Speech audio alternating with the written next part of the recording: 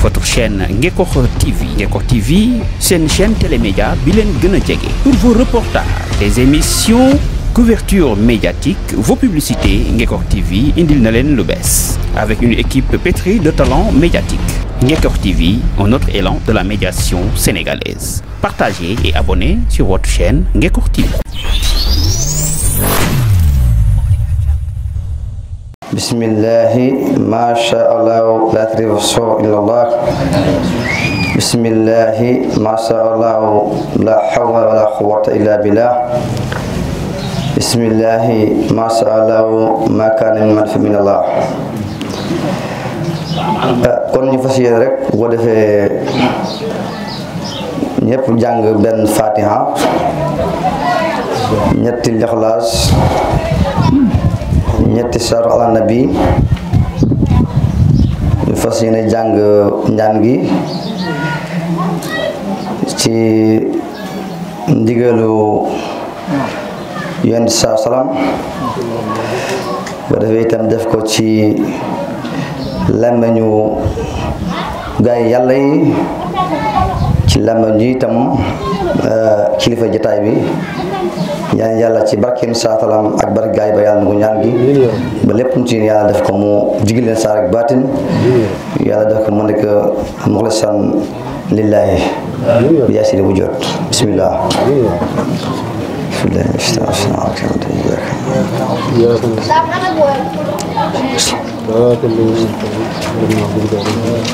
أعوذ بالله السميع العليم من الشيطان الرجيم بسم الله الرحمن الرحيم الحمد لله رب العالمين الرحمن الرحيم مالك يوم الدين إياك نعبد وإياك نستعين اهدنا الصراط المستقيم صراط الذين أنعمت عليهم غير المغضوب عليهم ولا الضالين آمين يا ربي آمين. بسم الله الرحمن الرحيم ألف لام ميم ذلك الكتاب لا ريب فيه هدى للمتقين الذين يؤمنون بالغيب ويقيمون الصلاة ومما رزقناهم ينفقون والذين يؤمنون بما أنزل إليك وما أنزل من قبلك وبالآخرة هم يوقنون أولئك على هدى من ربهم وأولئك هم المفلحون جعلنا الله منهم. بسم الله الرحمن الرحيم قل هو الله أحد الله الصمد لم يلد ولم يولد ولم يكن له كفوا أحد سبحان الله والحمد لله ولا إله إلا الله والله أكبر ولا حول ولا قوة إلا بالله العظيم.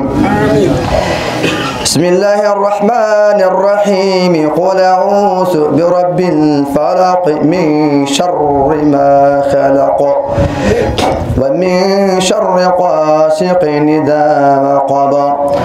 ومن شر النفاثات في العقد ومن شر حاسد إذا حسد سبحان الله والحمد لله ولا إله إلا الله والله أكبر ولا حول ولا قوة إلا بالله العظيم. بسم الله الرحمن الرحيم قل أعوذ برب الناس ملك الناس إله الناس من شر الوسواس الخناس الذي يوسوس في صدور الناس من الجنة والناس سبحان الله والحمد لله ولا إله إلا الله والله أكبر ولا حول ولا قوة إلا بالله العظيم بسم الله الرحمن الرحيم صدق الله العظيم وبلغ رسوله النبي المصطفى الكريم صلى الله عليه وسلم ونحن على ما قال ربنا ومولانا من الشاهدين اللهم ارحمنا بالقرآن الكريم وانفعنا بالآيات والذكر الحكيم واجعله لنا حجة يوم الدين اللهم انفعنا بما صرفت فيه من الآيات وذكرنا بما ضربت فيه من المثلات وكفر بتلاوته عنا السيئات إنك مجيب دعوات اللهم تقبل منا ختم القرآن وتجاوز عنا ما كان في تلاوته من سهو أو نسيان أو تحريف أو تقديم أو تأخير أو صيادة أو نقصان أو تعويل على غير ما أنزلته أو تعجيل عند تلاوته أو كسل أو صيق اللسان أو وقوف بغير وقف أو إدغام بغير مدغم أو إظهار بغير بيان فاكتبه منا على التمام والكمال والمعذب من كل الألحان وسقنا فضل من قرأه مؤديا حقه مع الأعضاء والقلب واللسان وهب لنا به الخير والسعادة والبشارة والأمان ولا تختم لنا بالشر والضلالة والطغيان ونبينا قبل المنايا من نوم الغفلة والكسلان وأمنهم من عذاب القبر ومن سؤال منكر ونكير ومن أكل الديدان وبين وجوهنا ووجوههم يوم البعض واعتق رقابنا من النيران ويمن كتابنا ويسر حسابنا وثقل ميزاننا بالحسنات وثبت أقدامنا وأقدامهم على الصراط واسكنا وسط الجنان وسقنا جوار سيدنا محمد عليه الصلاة والسلام وأكرمنا بلقائك يا ديان آمين. اللهم اجعل القرآن العظيم ربيع قلوبنا وجلاء أحساننا وذهاب قمومنا وقائدنا وصائقنا إلى جنة النعيم اللهم اجعل أنيسنا في الوحشة ومصاحبنا في الوحدة ومصباحنا بالظلمة ودليلنا في الحيرة ومنقذنا في الفتنة واحسبنا به من الزيق والأهواء وكيد الأعداء يا رحمن يا رحيم اللهم اختم بالسعادة آجالنا واحقق بالزيادة آمالنا وقرم بالعافية قدونا وآصالنا واجعل إلى رحمتك مصيرنا ومآلنا وسم سجال عفوك على ذنوبنا ومن علينا بستر عيوبنا اللهم اجعل تقواك زادنا وثقة بك ذخرنا واعتقادنا وأمن من الجوع والخوف بلادنا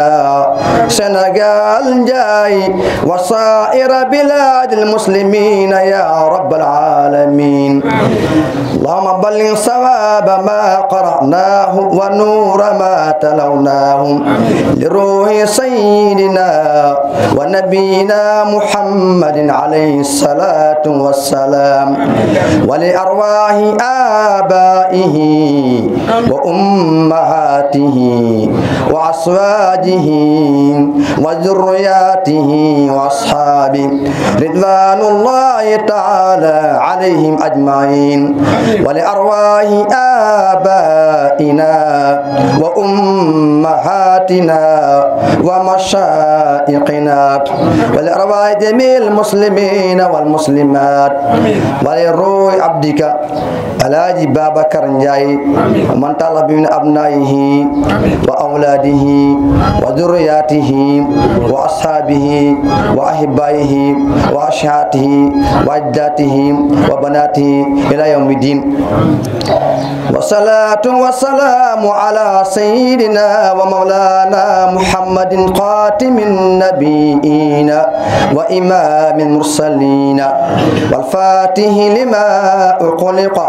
والقاتم لما سبق ناصر الحق بالحق والهادي إلى صراطك المستقيم وعلى آله حق قدره ومقدار عظيم من ما علمه الله وعدد ما علمه الله وسنة ما علمه الله صلاة تعرفنا بها إياهم ببركة إن الله وملائكته يصلون على النبي يا أيها الذين آمنوا صلوا عليه وسلموا تسليما سمعنا وأطعنا صلى الله تعالى عليه وعلى آله وصحبه وسلم تسليما سبحان ربك رب العزة عما يصفون وسلام على المرسلين والحمد لله رب العالمين بارك الله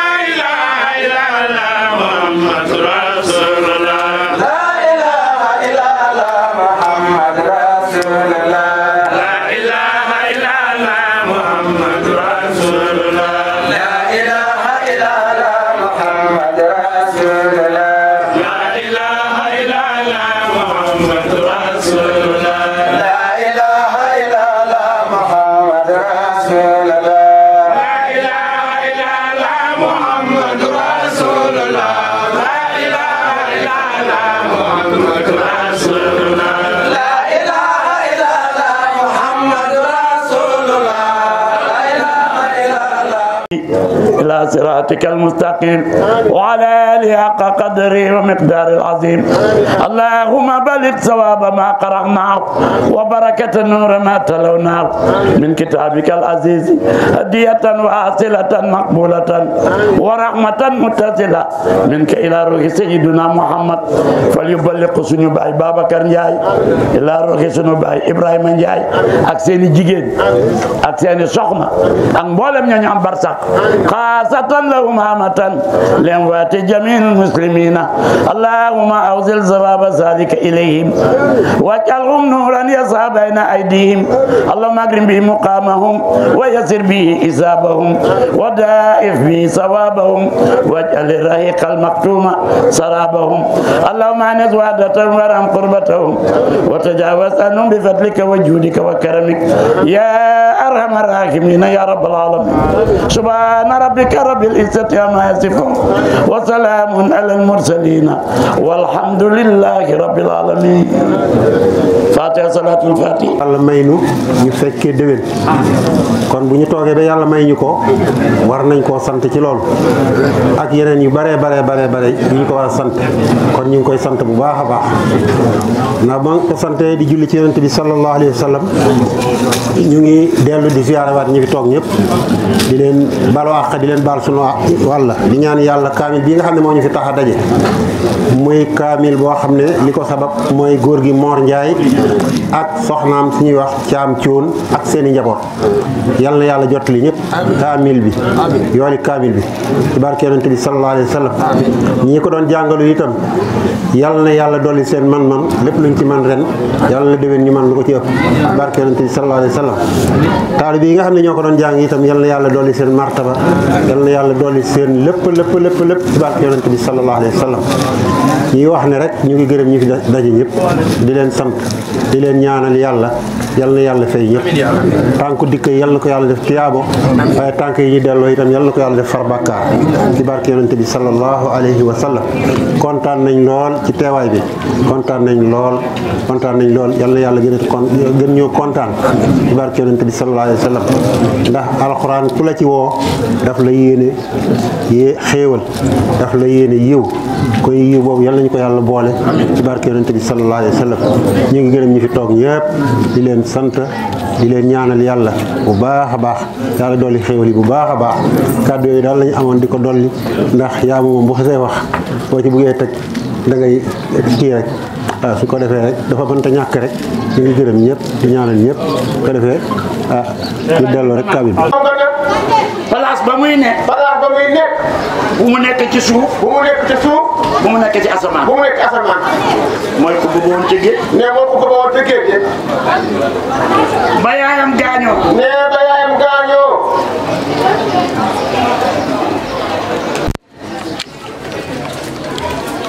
moom xale bi mu gis bul boobu bi yaayam gaañoo géej lay fréquenté Votre chaîne Ngekokh TV. Ngekokh TV, c'est une chaîne télémédia bilen gëna jege. Pour vos reportages, des émissions, couverture médiatique, vos publicités, Ngekokh TV indil na len lu bess. Avec une équipe pétrie de talents médiatiques. Ngekokh TV, un autre élan de la médiation sénégalaise. Partagez et abonnez sur votre chaîne Ngekokh TV.